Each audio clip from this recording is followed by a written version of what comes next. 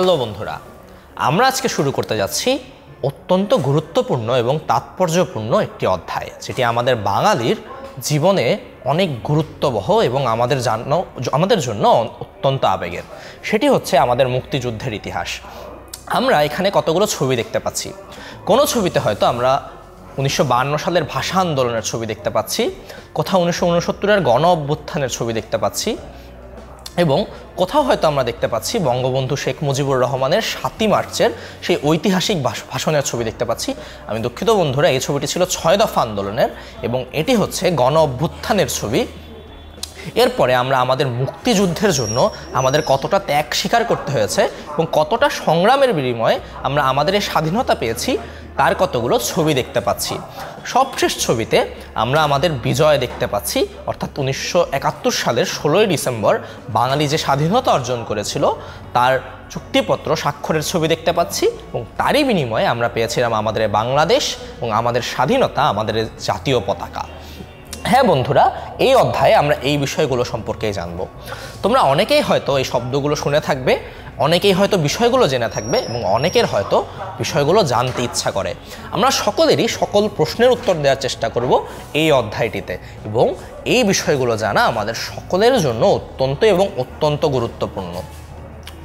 প্রথমেই তোমরা এই যে ভূখণ্ডটি দেখতে পাচ্ছ, সেই ভূখণ্ডটি সবসময় কিন্তু বাংলাদেশ, ভারত, পাকিস্তান নামে পরিচিত ছিল না। সেটি তখন অন্য একটি নামে পরিচিত ছিল। 1757 থেকে 1957 পর্যন্ত আমাদের সমগ্র ভারতবর্ষ ইংরেজদের শাসনে ছিল।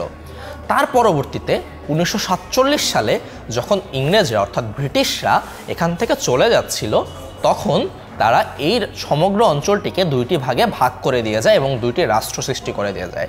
সেগুলো হচ্ছে পাকিস্তান এবং ভারত।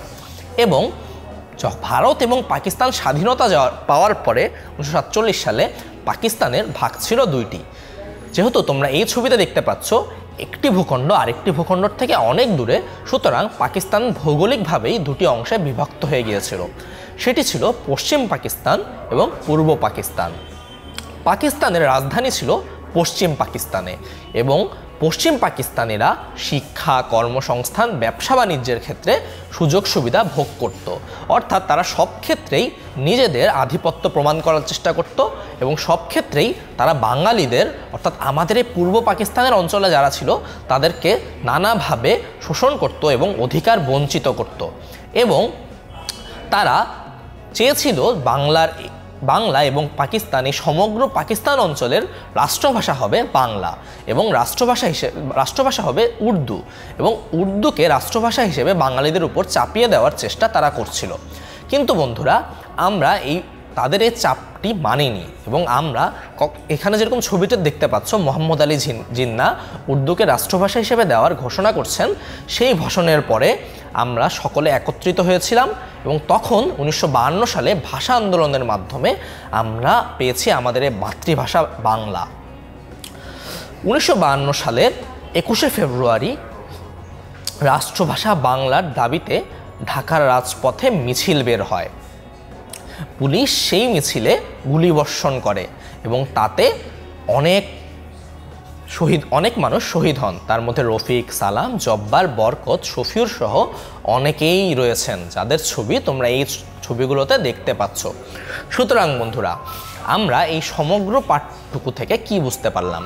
আমরা এটি বুঝতে পারলাম 1947 সালে আমাদের এই ভূখণ্ডটি বিভাজনের পরে যখন পাকিস্তানের দুটি অংশ সৃষ্টি হয়, তখন পশ্চিম পাকিস্তানের মানুষেরা পূর্ব পাকিস্তানের মানুষদের উপর আধিপত্য প্রমাণ করত এবং যেহেতু রাজধানী ছিল পশ্চিম পাকিস্তানে, তারা শিক্ষা, তাদের কর্মসংস্থান সহ বিভিন্ন ক্ষেত্রে পূর্ব পাকিস্তানিদের থেকে পশ্চিম পাকিস্তানিদেরকে এগিয়ে রাখত এবং পূর্ব পাকিস্তানিদেরকে অধিকার বঞ্চিত করত।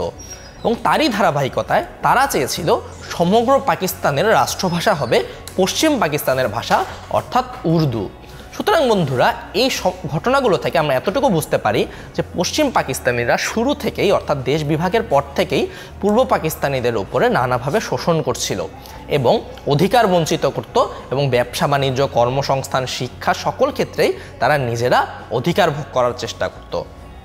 যখন তারা আমাদের মাতৃভাষার উপর আঘাত আনলো, যখন তারা এটি চাইলো যে আমরা আমাদের মায়ের ভাষা ছেড়ে তাদের ভাষায় কথা বলবো, তখন বন্ধুরা আমরা তাদের এই অন্যায় চাপিয়ে দেওয়াটি মানিনি এবং আমাদের দেশের তৎকালীন মানুষেরা ভাষার জন্য আন্দোলন করেছিল, যেটা পৃথিবীর ইতিহাসে বিরল।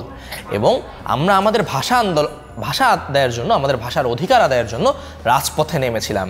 এবং যখন 1952 সালের ভাষা আন্দোলনের সেই রাজপথে নামার পর সেখানে পুলিশ গুলিবর্ষণ করে, তার পরবর্তীতে সেখানে অনেক মানুষ শহীদ হয়েছিলেন, যাদের কয়েকজনের ছবি তোমরা এইখানে দেখতে পাচ্ছ।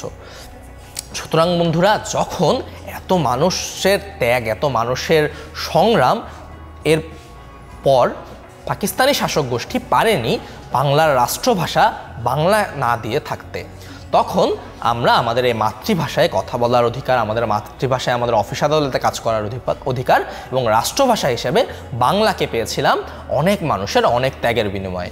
হ্যাঁ বন্ধুরা, সেই পূর্ব পাকিস্তানি আজকের বাংলাদেশ।